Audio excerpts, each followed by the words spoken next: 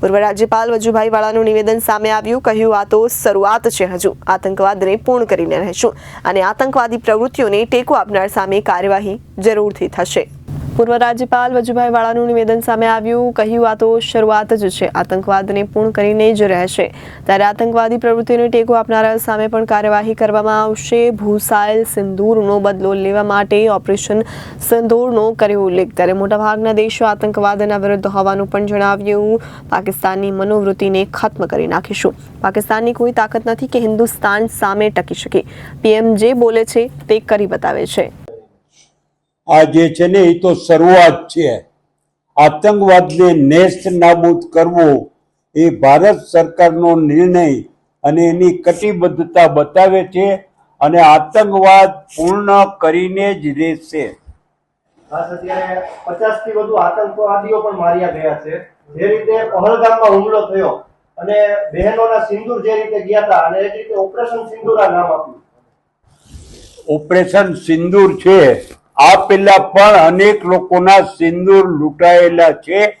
એ બધા પણ આતંકવાદી અને આતંકવાદી મનોવૃત્તિને ટેકો આપનાર તમામ લોકોને ભારત સરકાર નેસ્ત નાબૂદ કરશે અને આ દેશની પ્રજાની જે ઈચ્છા શક્તિ છે એ પરિપૂર્ણ કરીને જ રહેશે।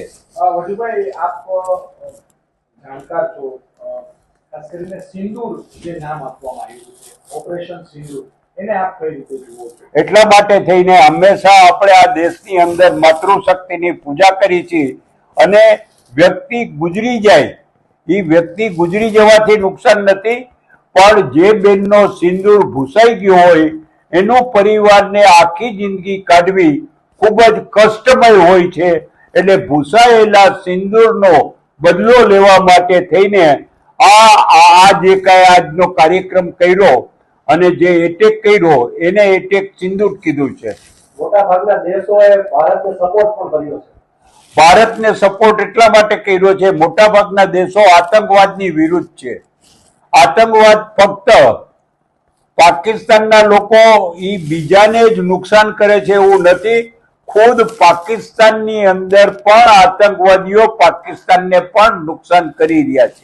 લાગે છે પાકિસ્તાનનો સાવ સફાયો કરી નાખવો જોઈએ દુનિયામાંથી। એટલા માટે થઈને કોઈ પણ રાષ્ટ્રનો સફાયો કરવાની વાત ન હોય, પણ એની મનોવૃત્તિ છે એ મનોવૃત્તિ ખતમ કરી નાખવી જોઈએ। પાકિસ્તાને તમે વળતો જવાબ આપીશું? એ તો ભાઈ જ્યારે એટેક થાય ત્યારે હંમેશા એનો વળતો જવાબ મળે જ છે, પણ જવાબની અંદર કોનો એટેક જોરદાર છે અને કોનો રિવર્સ એટેક જોરદાર છે એ જ પરિણામ લાવે છે। અને પાકિસ્તાનની કોઈ તાકાત નથી કે હિન્દુસ્તાન સામે ટકી શકે અને એ વધુ પ્રમાણમાં હિન્દુસ્તાનના લોકોને નુકસાન કરી શકે। એટલા માટે થઈને વડાપ્રધાને અત્યારે નહીં, આ પહેલા પણ એને કહ્યું હતું સભામાં, અને વડાપ્રધાનનું હંમેશા જે કરી શકે એ જ બોલે છે અને જે બોલે છે એ કરી બતાવે છે।